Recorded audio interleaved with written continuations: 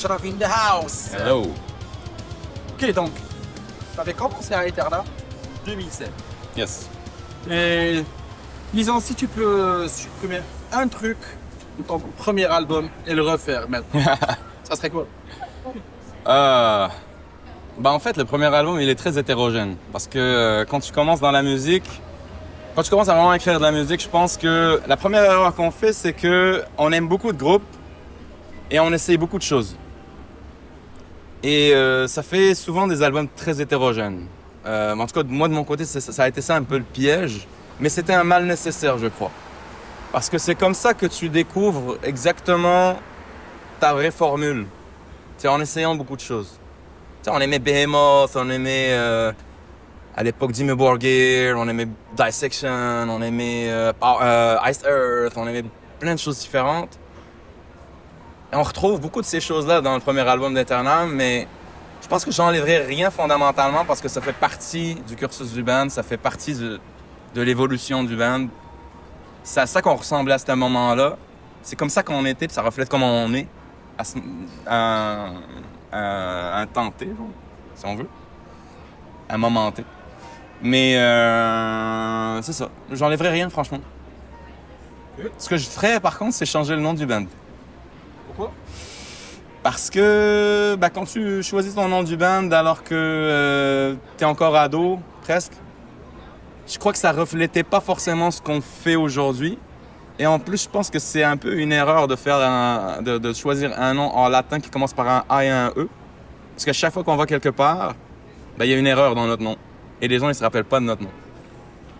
Eh oui, ça c'était une erreur. C'est ça que je changerais, mais pas forcément la musique. Donc, la musique d'Eternam est trop associée au Moyen-Orient, des influences orientales. Alors que, à Eternam, normalement, c'est le bébé de deux différents musical backgrounds. Donc, à quel point vous avez complètement arrêté de combiner le tout et vous vous êtes dit, ça c'est notre son. Ah, ok. En fait, au début, je voulais utiliser les thématiques orientales, en fait, toutes les mélodies orientales dans le death metal que j'aimais, avec ma touch, je veux dire, avec ma façon de faire. Le truc, c'est que combiner les deux tout simplement avec aucune orientation claire fait en sorte que tu fais juste mixer de la musique pour mixer de la musique. Donc en fait, au début, comme tu vois, genre le premier album, il est hétérogène. Il y a beaucoup de sonorités orientales effectivement, mais il n'y a pas de thématique claire. Et donc en fait, le deuxième album qu'on a fait après, là on avait compris ça. On avait compris qu'il devait y avoir une thématique qui drive l'album vraiment au niveau fondamental, tu vois. Et ça a été à Moon God qu'on a réellement trouvé notre son. C'est là qu'on a commencé à vraiment riffer d'une certaine manière, choisir certains rythmes plutôt que d'autres. Même la manière de faire des solos, est-ce qu'on allait vers des solos plus techniques ou est-ce qu'on voulait que ça soit un petit peu moins intense?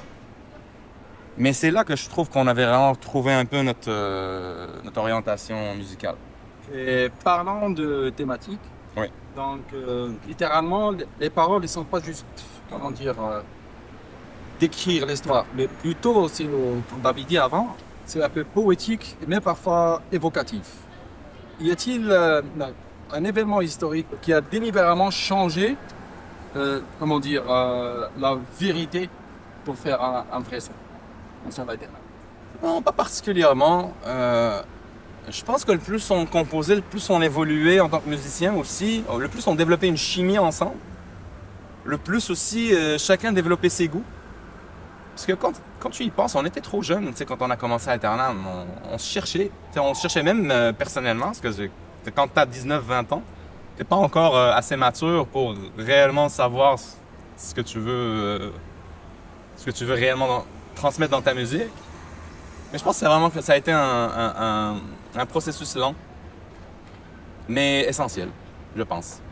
Mais après, nous, il y a quelque chose de fondamental qui concerne Aeternam, c'est mon amitié avec Antoine et notre influence l'un sur l'autre. Moi, j'arrive avec un background qui est plus trash, plus... J'aimais beaucoup Judas Priest, j'aimais beaucoup la New Wave of Heavy Metal, British Heavy Metal. Beaucoup de death aussi, des bandes un petit peu plus raw. Et lui, il venait d'un milieu plus Winter Sun, Ensiferum, Blind Guardian, tu vois. Donc en fait, cette rencontre-là, somehow, elle a fait sortir une formule qui est Aeternam aujourd'hui. Mais elle continue d'évoluer, cette formule. Tu vois, plus on vieillit aussi, ben, nos sensibilités sont différentes. Tu vois? Ouais. Et moi, je crois que c'est une bonne chose. On change, petit à petit, on change vers une direction. Mais ça ne veut pas dire qu'on va rester dans cette direction. Peut-être que l'album d'après va être encore très différent, tu vois? Revenons un peu aussi aux thématiques, parce que de l'Égypte ancienne jusqu'à la mythologie byzantine, Fall of Constantine, est-ce qu'il y a un événement historique que Aeternam ne veut pas toucher parce que vous n'allez pas lui donner justice, par exemple? OK. Pour ne pas lui donner justice, je pense pas qu'il y ait quelque chose qui... Ouais, OK. Peut-être quelque chose de trop typé de la culture, genre quelque chose de trop, peut-être trop politique ou... On n'aime pas trop aller dans ce genre de direction-là. On est plus... on aime raconter des histoires. On aime rappeler des histoires qui existent déjà. Ou des vrais faits historiques. Mais on n'aime pas quand la politique prend trop le dessus sur le happening en tant que tel, tu vois. Donc oui, voilà, le Fall of Constantinople, c'était un moment historique très important dans l'histoire de l'Europe et je pense que la couleur mélodique et les instruments que ça pouvait, qui pouvaient nous inspirer pour faire cet album-là, nous avait happé. On avait aussi regardé beaucoup de séries à cette époque-là, genre des séries turques, des choses comme ça qui nous ont donné un peu la pulsion, tu vois, l'inspiration. On entendait beaucoup de baglama, beaucoup de ce genre d'instruments-là, puis on trouvait ça très beau. Et on s'était dit, pourquoi pas? Pourquoi pas? On pourrait se lancer dans... C'était surtout l'idée à Antoine d'aller là-dedans. Mais oui. Il n'y a pas forcément de concept comme ça qu'on veut pas faire, sauf quand c'est trop politique. Et parlons aussi de Baglama, c'était ça. Parce que vous mixez un peu les death metal riffs, avec que ce soit l'orchestre, du choir, du oud, du bouzouki, de l'acoustique. Oui. À quel point tu crois que, par exemple, ajouter un autre instrument, ça sera? Ben en fait, je vais te dire un truc. Nous, on n'est pas... On croit que quand on compose de la musique, il faut pas juste comme empiler les instruments l'un par-dessus l'autre. On réfléchit à ce que la chanson est en train de raconter et est-ce qu'un instrument fit et c'est quoi l'instrument dans, par exemple, une partie X, c'est quoi l'instrument qui devrait être la star de cette section-là. Donc c'est pour ça que dans Aeternam, tu vas pas avoir du baglama tout le temps dans les trucs. Tu vas en avoir quelque part parce que c'est ce qu'on veut highlight.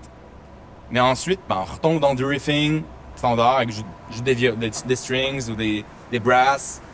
Et ensuite, tiens, il y a une flûte qui arrive. Tu vois, je crois que c'est là que tu trouves un bon équilibre. Comme ça, tu surcharges pas ton album. Et quand un instrument arrive, il surprend. Et c'est important de surprendre. Comme ça, genre, l'oreille humaine, elle va toujours chercher à ce que la musique soit renouvelée, tout en étant cohérente dans son storytelling, on va dire. Je sais pas si je m'exprime bien, là, mais c'est ça. Mais on aime beaucoup utiliser des instruments. Après, on essaie de trouver des collaborateurs pour que ça soit bien joué. On compose les mélodies, mais on les fait jouer souvent par d'autres personnes qui maîtrisent les instruments. Et je trouve aussi que c'est une bonne idée d'explorer des instruments comme ça parce que ça nous permet de rencontrer des gens intéressants. Et aussi avec eux, ils vont arriver, ils vont prendre nos mélodies qu'on a composées et ils vont les réinterpréter de la bonne manière, avec le bon style, le bon phrasing, tu vois. Et souvent, c'est du va-et-vient. Eux, on donne la mélodie, ils nous donnent une expression de cette mélodie-là, et ben ça peut nous inspirer encore plus. Mais nous, on va rajouter des affaires, ou on va modifier le drum pour, si on rajoute un petit snare ici, si on rajoute un petit truc. C'est un travail d'équipe, franchement. Est-ce qu'il y a, par exemple, des chansons où, littéralement, vous vous édites en son calice en documentaire? On se réalise de même, c'est-à-dire on la met pas dans l'album? Non. On met tous les fucking instruments, on s'en fiche. Non. On est très méticuleux sur qu'est-ce qu'on choisit comme instrument à mettre dans quelle part de quelle chanson, etc. Puis on veut pas forcément que les instruments se retrouvent dans toutes les chansons. C'est vraiment une question de doser. C'est très important quand tu veux écrire un album qui se tient de A à Z. Tu vois, c'est les erreurs qu'on fait au début. Ouais. Au début, on fait de la musique, on veut tout mettre, on veut tout faire, on veut faire du métal très hétérogène. Et à un moment donné, tu te dis, ok, non, tu essaies d'être un peu plus de composure, tu vois. Même si ça a marché une fois dans Air of the Rising Sun? C'est une grosse symphonie, à la base. La chanson, elle était déjà écrite comme une symphonie. Et ensuite, on a commencé à monter le métal derrière. Donc, il faut le voir comme un orchestre qui joue. Quand on en parlait avant, tu avais dit un peu que parmi tes inspirations, c'est les films, TV shows, les jeux vidéo. Tout ça. Même qu'on peut tracer un peu Damascus Gate ou Death Note. Death Note? J'avais vu ça. Je sais pas, ok. On a corrigé là. Si tu crois la place la plus ridicule, où t'as eu une idée de that's gonna be an Eternal song. Ridicule? Ouais. Ok, peut-être le nouvel album. Mais je peux pas en parler trop. Sachant que Griffith n'a rien fait de mal. Ok, ouais, je peux pas trop en parler. Mais c'est osé. Je pense que c'est osé. Il y a un truc dans la nouvelle musique qui va sortir qui j'aurais jamais cru un jour chanter un truc comme ça. J'aurais jamais cru. Puis pourtant, le résultat, ma femme, quand elle l'a vu, elle pleurait. Donc, ça m'a envoyé un bon signal que ça a bien marché, tu vois. Avec ton background, c'est 20 ans d'Eternal Madbot ici au Canada. Ouais. Et tu viens aussi du Maroc. Ouais. Est-ce que tu crois que le projet comme Eternal, ça allait bien marcher? J'aurais pas pu faire Eternal tout seul. Fallait que je rencontre Antoine pour faire Eternal. Je pense pas que j'aurais fait Eternal si j'étais tout seul ou avec d'autres personnes. C'est le fruit de ma rencontre avec ce gars-là et nos différentes influences. Ça a donné ce que ça a donné. On n'aurait pas cru que ça allait donner ça. C'est juste, à un moment donné, à force d'écrire de la musique, à force de collaborer ensemble, on a monté un son qui ressemble à ça et je crois pas que j'aurais été capable de faire ça tout seul. Ici, on parle un peu de Proxstorm. Yes. C'est un festival 100% prog. Et vous êtes un groupe qui est catégorisé de Sincèrement, je pourrais pas te dire. Il y a des gens qui trouvent qu'on a du prog un peu dans notre musique, ce qui est pas faux. Parce qu'on a quand même des rythmiques des fois qui sont des time signatures qui sont un petit peu moins carrés.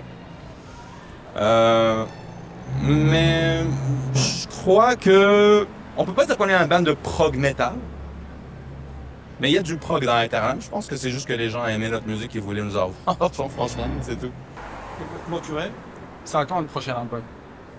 2027. Il reste 5 janvier à décembre. Début 2027. Ok, on va clôturer le Q1. Premier mois. Q1 2027, c'est ça, Q1. Par hasard, est-ce que tu vois Eternal jouer? Oui. Mais il faudrait que ça soit comme j'explique, le bon moment, avec les bonnes personnes qui souhaitent vraiment qu'on vienne. Et nous aussi, on ferait un effort de notre côté pour... tu sais, moi, j'ai ma maison là-bas et tout. Tu sais, il y a beaucoup de choses que je peux fournir pour faire un trip au Maroc et jouer, tu vois. Et je trouve que quand même, au niveau de la scène, ça a évolué. Et si les gens veulent qu'on vienne, ils finiront par nous ramener. C'est ceux qui bookent qui ont le dernier mot pour ce genre de projet-là. Disons maintenant que c'est pas quel pouvoir. Avec qui tu peux partager la scène au Maroc. Au Maroc, Et tu choisis n'importe quel. un groupe marocain. Je vais te donner. Ok, c'est un line-up de 3 groupes. Ok. Incluant Eternam. Tu peux choisir marocain, international. Bah, j'aimerais bien choisir Sakadoya parce que c'est le groupe du c'est le groupe du mari à une de mes meilleures amies. Et puis je trouve qu'ils font de la bonne musique. Et puis je pense que j'aimerais jouer avec Gojira. Merci à tout le monde qui supporte Eternam durant autant d'années. Et puis on espère qu'on va vous voir en tournée bientôt.